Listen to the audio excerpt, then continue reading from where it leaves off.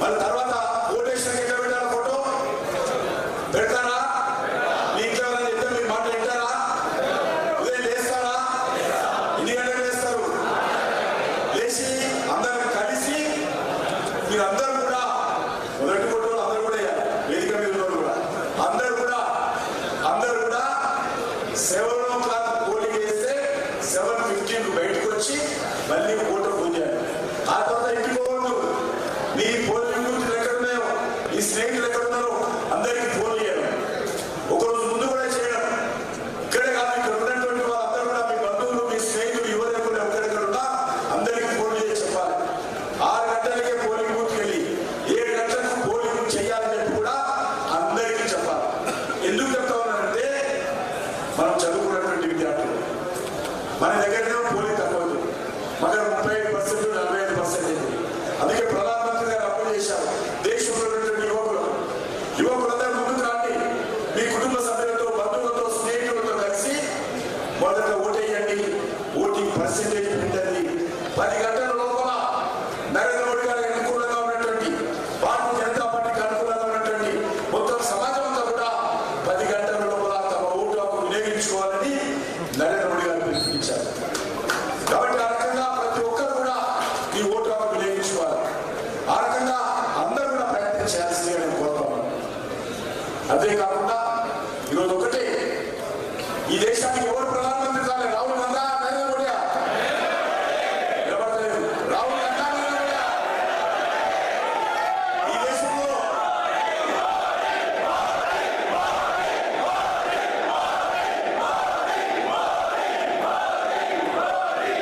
ఈ దేశంలో మత కళాలు కావాలా, శాంతి కావాలా? ఈ దేశంలో టెర్రరిజం కావాలా, శాంతి కావాలా? ఈ దేశంలో ఉగ్రవాదం కావాలా, అభివృద్ధి కావాలా? ఈ దేశంలో అవినీతి కావాలా, అభివృద్ధి కావాలా? ఏ యాంగిల్లో చూసినా ఒక పేదవాడింట్లో టాయిలెట్ నిర్మాణించి మొదలు పెడితే నరేంద్ర మోడీ గారు 13 కోట్ల టాయిలెట్ నిర్మాణం చేసినట్టు. టాయిలెట్ అంటే మనకి ఈజీగా అనిపించవచ్చు, కానీ గ్రామాలలో టాయిలెట్ లేని ఇంట్లో ఉండేటువంటి మన అక్క, మన చెల్లి, మన తల్లి, మన మాతృమూర్తి ఎంత బాధపడుతుందో, ఎంత మదన పడుతుందో మనకు తెలియదు. అది అనుభవించిన వాళ్ళకి తెలుస్తుంది. కాబట్టి ఒక పేదవాడి ఇంట్లో టాయిలెట్ నిర్మాణం నుంచి ప్రధానమంత్రి గారు శ్రద్ధ తీసుకున్నారు. చాలా మంది అన్నారు, పేదవాడి ఇంట్లో టాయిలెట్ గురించి మాట్లాడతావా ప్రధానమంత్రి స్థాయిలో అని మాట్లాడారు. అవును, నరేంద్ర మోడీ గారు ఒక పేద కుటుంబం నుంచి వచ్చారు. ఖచ్చితంగా పేదవాడింట్లో ఉండేటువంటి అక్క, చెల్లి యొక్క ఆత్మ గౌరవం కోసం పేదవాడింట్లో టాయిలెట్ నిర్మాణం ఇస్తుంది. టాయిలెట్ నిర్మాణం కాదు, పేదవాడి దగ్గర టాయిలెట్ నుంచి మొదలు పెడితే చంద్రయాన్ వరకు కూడా నరేంద్ర మోడీ గారి నాయకత్వంలో మనం చంద్రమండలానికి వెళ్ళాలి. ఇంకా ఏం చేస్తాం? ఈ దేశంలో చెయ్యని లేదు. ఒకటే ఛాలెంజ్ చేయాలి మనందరం కూడా. నరేంద్ర మోడీ గారు ప్రధానమంత్రి కాకముందు దేశం పరిస్థితి ఏ రకంగా ఉంది? నరేంద్ర మోడీ గారు ప్రధానమంత్రి అయిన తర్వాత ఈ 9.5 సంవత్సరాల్లో ఏ మార్పు వచ్చింది? ఏ విషయమైనా సరే చర్చకు భారతీయ జనతా పార్టీ సిద్ధంగా ఉంది. ఆ రోజు ఏమవుతుంది? పాకిస్తాన్ వస్తుంది, టెర్రరిస్టులు వచ్చేవాళ్ళు. మన నగరాలు కూడా మన కార్పొరేటర్ చంపారు, మన బాబాయ్ కూడా రోడ్డు చంపారు.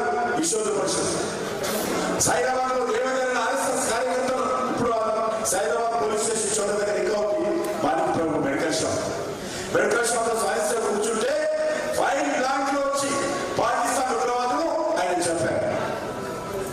ACP, additional SP, IPS officer Krishna Prasad ఒక ఇంట్లో టెర్రరిస్ట్ ఉన్నారంటే డోర్ బద్దలు కొట్టి ఆయన లోపల పోతుంటే ఆ డోర్ కాడని లోపల ఉన్నటువంటి టెర్రరిస్ట్ AK-47 తోటి కాల్చారు. ఐపీఎస్ కృష్ణ ప్రసాద్ ఏ హైదరాబాద్ సెక్రటరీ దగ్గర లుంబిని పార్క్ లో లేజర్ షో చూస్తా ఉంటే బాబులు పెట్టి చంపాలి. ఇదే హైదరాబాద్. ఇదే కోర్టులు గోకుల్ చాట్ బండారు ఎంతమంది పోయారో తెలియదు. గోకుల్ చాట్ బండారులో అమ్మాయిలు, అబ్బాయిలు, మహిళలు చాట్ తింటా ఉంటే బాబు పెట్టి చంపారు. 100 మంది. దిల్సుఖ్నగర్ బస్ స్టాండ్ లో బాబులు పెట్టి చంపారు.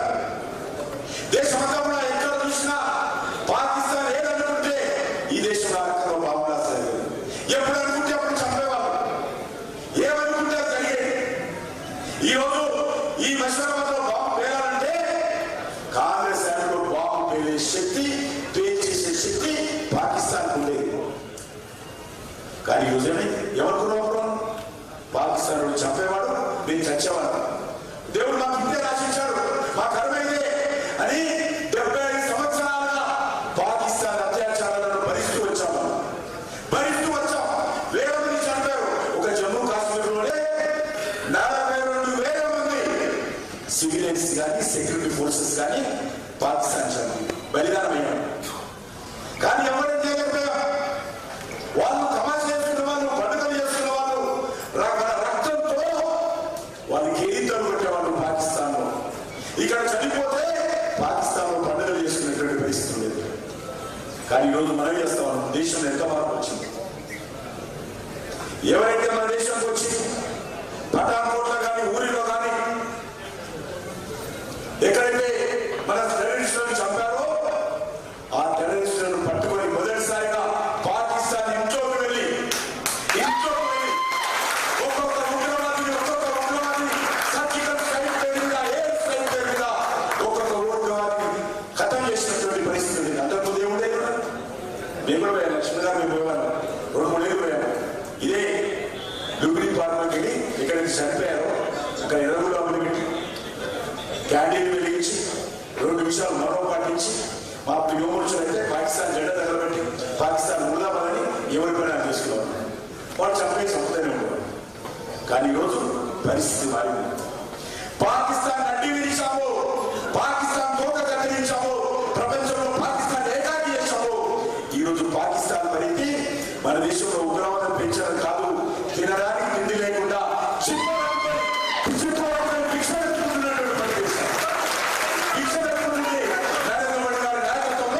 ఈరోజు పాకిస్తాన్ పరిస్థితులు అర్థం చేస్తుంది. మన దేశంలో ఉగ్రవాదం పెంచేది పోయి తినడానికి తిండి లేని పరిస్థితి వచ్చింది.